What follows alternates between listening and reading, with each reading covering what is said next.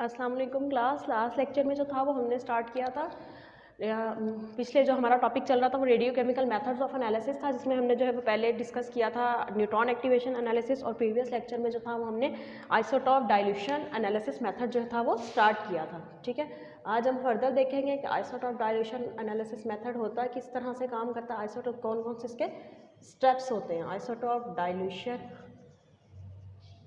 Analysis, अगर हम इसको जनरली रिकॉल कर लें तो आइसोटॉप डाइल्यूशन एनालिसिस का मेथड के अंदर मैंने आपको क्या बताया था कि हम क्या करते हैं कि हमारे पास अगर कोई भी सैंपल है जिसके अंदर कोई भी ऐसा कंपोनेंट या एलिमेंट या एनालाइट मौजूद है जिसको हम एनालाइज करना चाह रहे हैं, तो by using isotope dilution analysis method हम उसको क्या कर सकते हैं, एनालाइज कर सकते हैं। इसमें हमने क्या पढ़ा था कि हम क्या करते हैं कि जो भी हमारा एनालाइट है उसका हम आइसोटॉप या हम ऐसा जो है वो रेडियो एक्टिव न्यूक्लाइड यूज़ करते हैं जिसकी हम कहते हैं कि प्रॉपर्टीज और सैंपल्स के मैक्सिमम क्लोजेस्टली रिलेटेड होनी चाहिए। तो उस सैंपल को हम क्या करते, उस आइसोटॉप को हम क्या करते हैं अपने सैंपल के अंदर ऐड करते हैं, उसको अच्छी तरह से होमोजेनाइज करते हैं। देन हम क्या करते हैं कोई भी केमिकल या फिजिकल मेथड के जरिए क्या करते हैं उस कंपोनेंट को बाकी जो सैंपल के अंदर मैट्रिक्स मौजूद होता है उससे सेपरेट आउट करके देन हम क्या करते हैं उस रेडियो एक्टिव आइसोटॉप की स्पेसिफिक एक्टिविटी की बेस पे हम क्या करते हैं उसकी कॉन्सेंट्रेशन या उसकी अमाउंट जो एनालाइज जो हम चेक करना चाह रहे हैं उसको हम फाइंड आउट कर लेते हैं कि हमारे सैंपल के अंदर क्या क्या मौजूद होता है। स्टेप्स आज हम देखेंगे कि आइसोटॉप का डाइल्यूशन मेथड क्या होता है, किस तरह से काम करता है। फर्स्ट अगर मैं इसमें मेथड बताऊं, small amount of radio tracer हम लेते हैं। ठीक है, कोई भी आपने सैंपल है, अगर मैं यहाँ पे आपको एक सीरीज की फॉर्म में बताऊं, फर्स्ट स्टेप जो आपका आता है जिसमें आप क्या करते हो कि जो भी आपका सैंपल है, ठीक है, जिसके अंदर हम क्या कह रहे हैं कि एक स्पेसिफिक एनालाइट है जिसको आप एनालाइज करना चाह रहे हो। अब सैंपल के अंदर हम क्या करते हैं, नेक्स्ट स्टेप के अंदर हम क्या करेंगे कि अपना जो भी हमारा रेडियो एक्टिव न्यूक्लियाइड होता है हम कोई भी रेडियो आइसोटॉप उसके अंदर ऐड करते हैं। अपने सैंपल के अंदर हमने क्या करना है, सेकंड स्टेप आपका क्या आएगा, रेडियो आइसोटॉप आप उसके अंदर ऐड कर देते हैं। Addition of radioisotope, radioisotope हम जो भी ऐड करते हैं वो हम किस तरह का ऐड करते हैं, कोई भी हमारा ऐसा आइसोटॉप होना चाहिए जो हमारा सैंपल के अंदर एनालाइट मौजूद है जिसको हम फाइंड आउट करना चाह रहे हैं। इस आइसोटॉप की जो है वो उसके साथ जो भी प्रॉपर्टीज़ हैं या कंपोजिशन, या हम यही करते हैं कि जो भी एनालाइट है उसी का हम रेडियो आइसोटॉप जो है वो ऐड कर देते हैं, ताकि हम क्या करो कि जब हमने उसको फिजिकल या केमिकल सेपरेशन के जरिए हमने उसको सेपरेट आउट करना है तो हम क्या कर सकें, उसको सेपरेट जो है वो ईजी कर लें। तो आपने क्या करना है, सैंपल के अंदर आपने क्या करना है, रेडियो आइसोटॉप की एडिशन करवा देनी है। ठीक है, रेडियो आइसोटॉप की एडिशन करवानी है एट ऑर्गेनिज्म कंटेनिंग सूटेबल। उसके बाद आपने क्या करना है, सोल्यूशन को अच्छी तरह से स्टीर करते हैं हम, सोल्यूशन को मिक्स करना अच्छी तरह से, होमोजेनाइजेशन जिसको हम कहते हैं। ठीक है, सोल्यूशन कह लें या जो भी आपका सैंपल है, सोल्यूशन इज होमोजेनाइज्ड।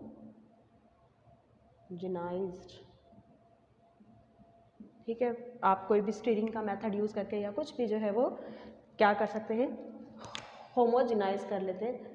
अगर मैं यहाँ पे स्टीरिंग लिख लूँ कि हम स्टीरिंग के ज़रिए भी जो है वो उसको सैंपल को अच्छी तरह से स्टीरेट करके क्या कर सकते हैं, उसको मिक्स करते हैं। नेक्स्ट हमारा क्या स्टेप आ जाता है कि जब हमारा सैंपल और रेडियो आइसोटॉप्स मिक्स हो गए, आपस में रिएक्ट हो गया, कंबाइन हो गए, तो हम क्या करते हैं जो भी हमारे पास रेडियो ट्रेसर्स हैं या रेडियो आइसोटॉप हमने ऐड किया हुआ है वो हमारा सैंपल के साथ उसने रिएक्ट कर लिया, तो हम उसको क्या करते हैं, एक्सट्रैक्ट कर लेते हैं। नेक्स्ट हमारे पास स्टेप क्या आ जाता है, एक्सट्रैक्शन का।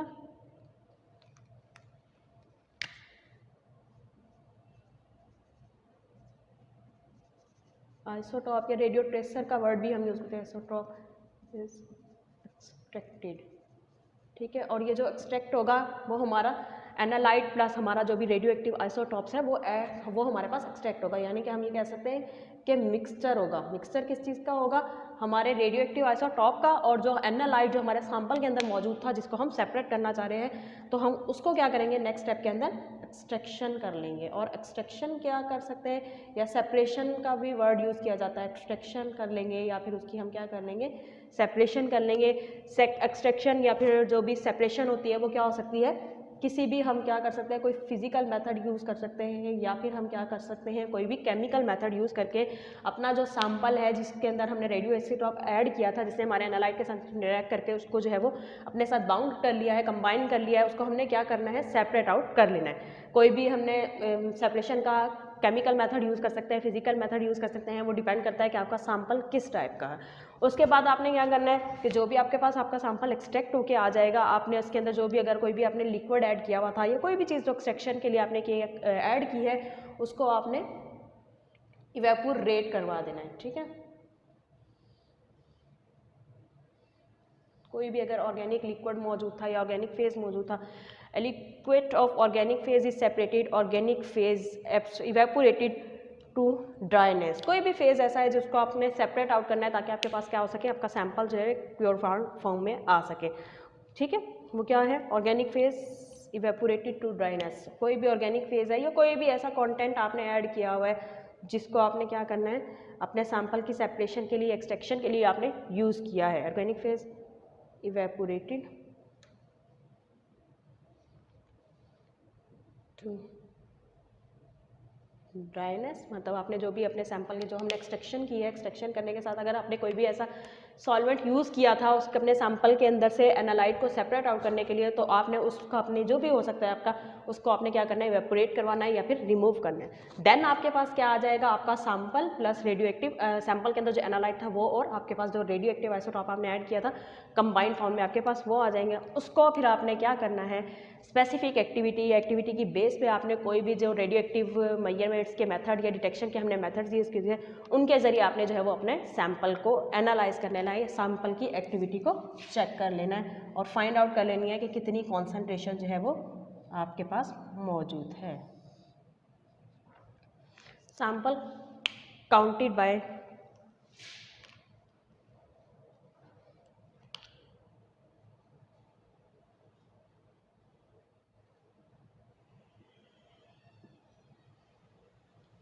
Sample counted by, sample counting का मतलब कि सैंपल की जो भी स्पेसिफिक एक्टिविटी होगी, ठीक है, जो रेडियो एक्टिव आइसोटॉप की वजह से हम कहते हैं कि हमारा सैंपल जो है वो स्पेसिफिक रेडियो एक्टिविटी शो करेगा, उसको हमने काउंट कर लेना है by using any radio chemical methods of analysis.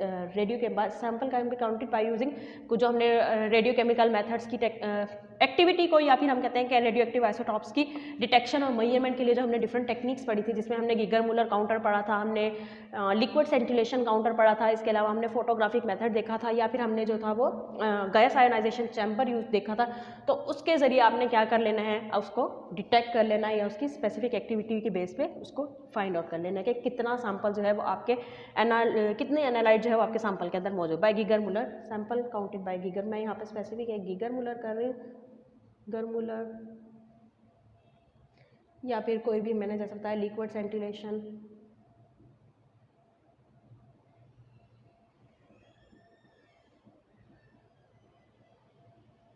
या फर्दर जो भी आपके पास होते हैं gas ionization, that depend on the chamber. ठीक है, इनके किस में से किसी भी इंस्ट्रूमेंट के ज़रिए जो हम यूज़ करते हैं रेडियो एक्टिविटी की मेजरमेंट के लिए, डिटेक्शन के लिए, उसके ज़रिए हम क्या कर लेंगे, उसकी स्पेसिफिक एक्टिविटी को फाइंड आउट करके हम क्या कर सकते हैं, जो लास्ट लेक्चर में हमने डिस्कस किया था कि फार्मूले को यूज़ करके हम क्या कर सकते हैं, फाइंड आउट कर लेंगे कि जो हमारा सैंपल है उसके अंदर हमारे एनालाइट की कितनी कॉन्सेंट्रेशन मौजूद है। तो ये सिंपल स्टेप्स होते हैं जिनके ज़रिए हम क्या करते हैं, आइसोटॉप डाइल्यूशन एनालिसिस मेथड जो है वो यूज़ करते हैं या परफॉर्म करते हैं। नेक्स्ट हम देखेंगे कि जो हम आइसोटॉप डाइल्यूशन करते हैं तो उसके लिए आइडियल फीचर्स क्या क्या होने चाहिए जो हमारा सैंपल है। ठीक है, उसके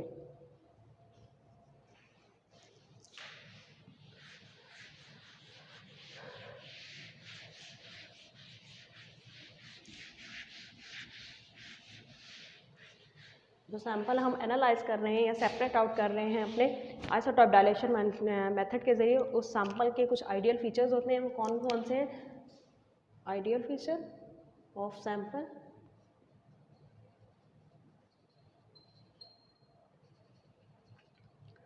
फर्स्ट है the sample must be pure.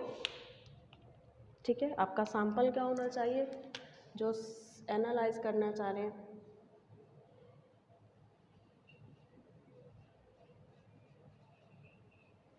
जो आपने एनालाइज किया है, sample should have chemical identity.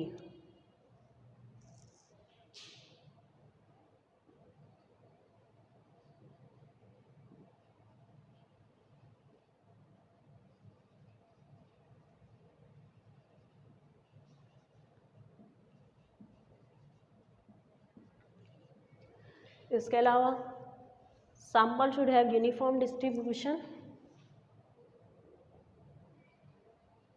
Uniform distribution होनी चाहिए, मतलब होमोजेनाइज, एक तरह से कह सकते हैं कि हम सैंपल के अंदर अपना ये जो आइसोटॉप ऐड कर रहे हैं तो वो क्या हो, होमोजेनाइजेशन या यूनिफॉर्म डिस्ट्रीब्यूशन होनी चाहिए हमारी सैंपल के अंदर। सैंपल शुड हैव यूनिफॉर्म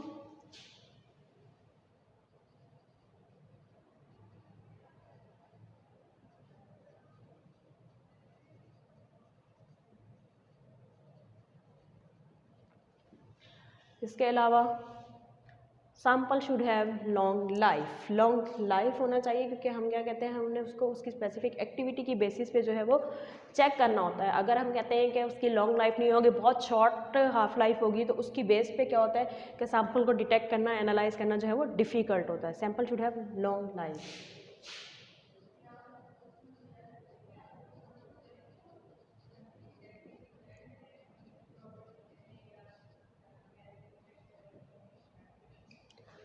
उसके बाद जो नेक्स्ट हम देखेंगे वो हम देखेंगे कि आइसोटॉप डाइल्यूशन एनालिसिस के क्या क्या एडवांटेजेस हैं या फिर इसकी लिमिटेशंस क्या हैं।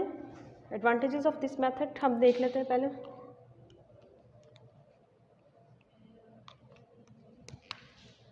देन हम इसके एडवांटेजेस क्या क्या होते हैं आइसोटॉप डाइल्यूशन एनालिसिस के, जिसमें क्या है, बहुत ज़्यादा हाईली सेंसिटिव मेथड है क्योंकि हम कहते हैं कि हम स्मॉल अमाउंट को भी जो है वो क्या कर सकते हैं, एनालाइज कर सकते हैं बाय यूजिंग आइसोटॉप डाइल्यूशन है, हाईली सेंसिटिव। इसके अलावा small amount can be easily handled.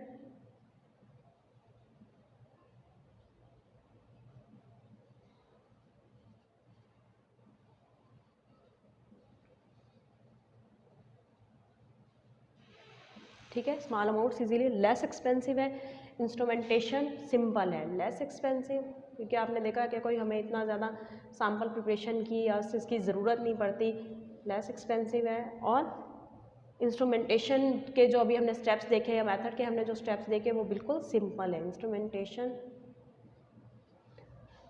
Very simple. Next हम इसके देखेंगे कि क्या क्या इसकी फर्दर लिमिटेशंस देखते हैं हम आइसोटॉप डाइल्यूशन की। इसके अलावा एक और जो इसका एडवांटेज है वो ये है कि एक्यूरेट और प्रिसाइज मैयर है, मैयर करते हैं, ठीक है, एक्यूरेट एंड प्रिसाइज। तो ये इसके क्या एडवांटेजेस हैं, जिसमें हमने क्या कहा, हाईली सेंसिटिव, क्योंकि हमने जब लास्ट टाइम डिस्कस किया था तो हमने क्या कहा था कि बहुत ज़्यादा कम अमाउंट के अंदर भी, अगर ट्रेस अमाउंट के अंदर भी हमारे पास सैंपल के अंदर कोई एनालाइट मौजूद है जिसको हम एनालाइज करने चाह रहे हैं तो हम आइसोटॉप डाइल्यूशन मेथड के जरिए उसको एनालाइज कर सकते हैं। इसके अलावा स्मॉल अमाउंट कैन इजीली भी हैंडल, क्योंकि इतना कोई हमने कहा कि कोई सैंपल प्रिपरेशन की या किसी चीज़ की इतनी ज़रूरत नहीं पड़ती, तो हम सैंपल को क्या कर सकते हैं, स्मॉल अमाउंट को भी इजीली हैंडल कर सकते हैं। नेक्स्ट आता है लेस एक्सपेंसिव। लेस एक्सपेंसिव का मतलब क्या कि एक मेथड जो है वो इतना ज़्यादा एक्सपेंसिव नहीं होता, इजीली जो है वो हमें इसको हम क्या कर सकते हैं, कैरी आउट कर सकते हैं। नेक्स्ट है instrumentation very simple. Instrumentation very simple means क्या कि हमारे पास जो है वो इंस्ट्रूमेंटेशन कोई हाई फाई हमें इसके लिए इंस्ट्रूमेंट जो है वो यूज़ करने नहीं पड़ते। एक्यूरेट एंड प्रिसाइज का मतलब क्या कि बहुत ज़्यादा एक्यूरेट होती है, इजीली जो है वो हम इसको कैरी आउट करते हैं, हमारे पास जो रिजल्ट आते हैं स्पेसिफिक एक्टिविटी की बेस पे जो है हम अपने सैंपल्स को एनालाइज करते हैं, तो इसीलिए हम कह सकते हैं कि हमारा जो मेथड है वो एक्यूरेट भी है और वो प्रिसाइज भी है। नेक्स्ट हमारे पास आ जाता है वो है लिमिटेशंस, कि किस कौन कौन सी इसकी लिमिटेशंस हैं या फिर डिसएडवांटेजेस हमारे पास क्या हैं इसके।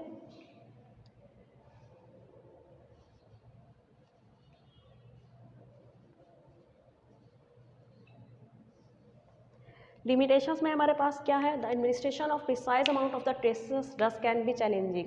सिर्फ एक इसका जो हम कह सकते हैं कि चैलेंज जो हमारे पास है वो क्या है कि हमें रेडियो एक्टिव आइसोटॉप जो हम अपने सैंपल के अंदर ऐड कर रहे हैं, कितनी अमाउंट उसकी ऐड करनी है या किस रेंज के अंदर हमने ऐड करना है, वो क्या हो सकता है, चैलेंजिंग हो सकता है। The administration of a precise amount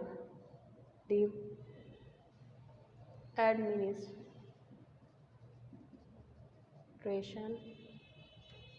of the precise amount of the tracer या फिर जो भी रेडियोएक्टिव आइसोटॉप हम ऐड कर रहे हैं can be challenging of the tracer can be challenging. इसके अलावा क्या हो सकता है, collection and storage of proper analysis of the sample is difficult. Collection और स्टोरेज जो है वो क्या हो सकता है, डिफिकल्ट हो सकता है। Collection storage end of sample is difficult. ठीक है, तो ये बेसिकली आइसोटोप डाइल्यूशन एनालिसिस के मेथड की जो है वो लिमिटेशंस हैं। नेक्स्ट हम देखेंगे कि कौन कौन सी इसकी एप्लीकेशंस हैं, कहाँ कहाँ पे जो है वो आइसोटोप डाइल्यूशन मेथड को जो है हम किस किस टाइप के सैंपल्स की एनालिसिस के लिए जो है वो यूज़ करते हैं। तो आज नेक्स्ट हम इसकी देखेंगे एप्लीकेशंस।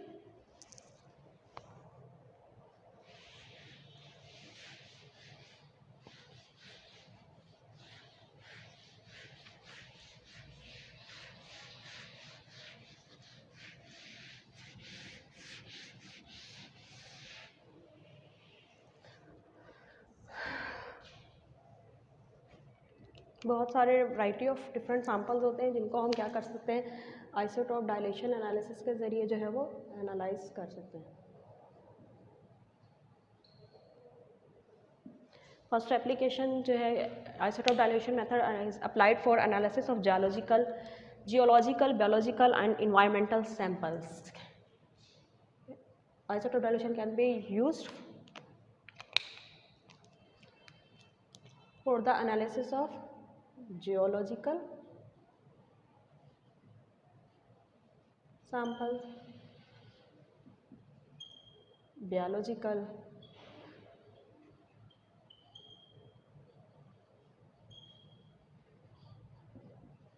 और इन्वायरमेंटल सैंपल्स। आपके पता है कि हमारे पास डिफरेंट सैंपल्स हो सकते हैं, वाटर का, सॉइल का, एयर का, जिसके अंदर से एनालाइज करना है, या फिर बायोलॉजिकल सैंपल्स हमारे पास कोई भी हैं, बॉडी फ्लूइड हो सकता है, ब्लड हो सकता है, जिसके अंदर से हम कोई कंसंट्रेशन फाइंड आउट करना चाह रहे हैं, मेटाबोलाइट्स हो सकते हैं, कोई भी हमारे पास हो सकता है। इसके अलावा जियोलॉजिकल सैंपल भी जो हम कहते हैं कि अर्थ क्रस्ट से रिलेटेड जो है हमारे पास, ये अर्थ से जियोलॉजी से रिलेटेड कोई भी हमारे पास सैंपल्स हो सकते हैं जिसके अंदर से डिफरेंट ट्रेसेस को या डिफरेंट हमारे पास एनालाइट्स हैं जिनको हम एनालाइज करने के लिए आइसोटोप डायल्यूशन मेथड हमारा यूज़ करते हैं। इसके अलावा हम क्या कहते हैं कि isotope dilution analysis method is also used for the determination of vitamins की डिटर्मिनेशन में यूज़ होता है।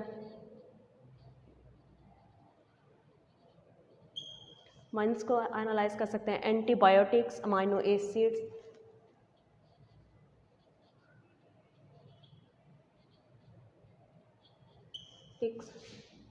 Amino acid.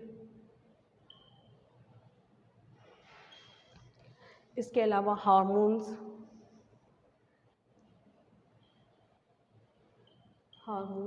की डिटर्मिनेशन के लिए, और study of interaction of elements in disease, study of interaction of elements, study of interaction of elements in disease. इसके अंदर जो है वो डिफरेंट एलिमेंट्स किस तरह से इंटरेक्ट करते हैं उसकी स्टडीज़ के लिए भी हम क्या करते हैं, आइसोटोप डायल्यूशन मेथड जो है वो यूज़ करते हैं। ठीक है, इसके अलावा आइसोटोप डायल्यूशन को जो है हम क्या करते हैं, जियोग्राफी, क्वांटिटेटिव एनालिसिस के लिए या फिर क्वालिटेटिव एनालिसिस के लिए करते हैं। एनालिटिकल केमिस्ट्री में quantitative bye convention, certain kind of geophysical investigation. अच्छा, इसके अलावा ट्रेस एलिमेंट्स हमारे पास जो रॉक सैंपल्स होते हैं उनके एनालिसिस के अंदर भी जो है हम, जैसे हमने इन्वायरमेंटल का अगर मैंने कहा तो मैं यहाँ पे स्पेसिफिक कर दूँ कि रॉक सैंपल्स को भी जो है हम क्या कर सकते हैं, आइसोटोप डायल्यूशन एनालिसिस मेथड के ज़रिए जो है वो एनालाइज कर सकते हैं। इसके अलावा क्या हो सकती हैं, high precision Radioactive isotopes can be applied in isotope which is often encountered in biomedical applications. Biomedical हमने यहाँ पे biological samples मैंने ज़रूर लिखा है, इसके अलावा जो लास्ट वन हो सकते हैं वो biomedical samples के एनालिसिस के लिए जो है हम यूज़ करते हैं रेडियो आइसोटॉप डाइल्यूशन एनालिसिस को। तो आज का ये हमारा टॉपिक यहाँ पे कंप्लीट हुआ, जिसमें हमने देखा कि आइसोटॉप, अगर मैं एक दफ़ा जो है वो जनरल ओवरव्यू दे दूँ कि आइसोटॉप डाइल्यूशन हमने देखा आइसोटॉप डाइल्यूशन होता क्या है, जिसमें हमने कहा था कि डिफरेंट टाइप्स के हमारे पास सैम्पल्स होते हैं, जिसके अंदर हमारे पास एनालाइट की अगर कॉन्सेंट्रेशन समटाइम बहुत कम अमाउंट में अंदर होती है, तो अगर हम उनको एनालाइज करना चाहते हैं तो आइसोटॉप डाइल्यूशन एनालिसिस के जरिए जो है हम उनको एनालाइज कर सकते हैं। जिसमें हमने क्या कहा था कि हम दो मेथड्स यूज़ करते हैं, जिस दो मेथड्स के अंदर क्या होता है कि एक डायरेक्ट आइसोटॉप डाइल्यूशन एनालिसिस था और सेकंड वन जो था वो इनडायरेक्ट आइसोटॉप डाइल्यूशन एनालिसिस था। नेक्स्ट हमने जो था वो आइसोटॉप डाइल्यूशन एनालिसिस के मेथड्स के स्टेप्स देखे कि कौन कौन से स्टेप्स होते हैं। उसके अलावा नेक्स्ट जो हमने डिस्कस किया वो हमने देखा कि कौन कौन से इसके एडवांटेजेस हैं, लिमिटेशंस क्या हैं आइसोटॉप डाइल्यूशन एनालिसिस की, और एट द एंड जो है वो हमने क्या देखी, applications of isotope dilution analysis की देखी कि हम कहाँ कहाँ पे या किस किस टाइप के सैंपल्स को जो है वो आइसोटॉप डाइल्यूशन एनालिसिस के जरिए जो है वो एनालाइज कर सकते हैं। आज का हमारा ये टॉपिक जो है वो कंप्लीट हुआ। नेक्स्ट में जो है हम third type of radio chemical method analysis जो है वो स्टार्ट करेंगे। थैंक यू, अल्लाह हाफिज़।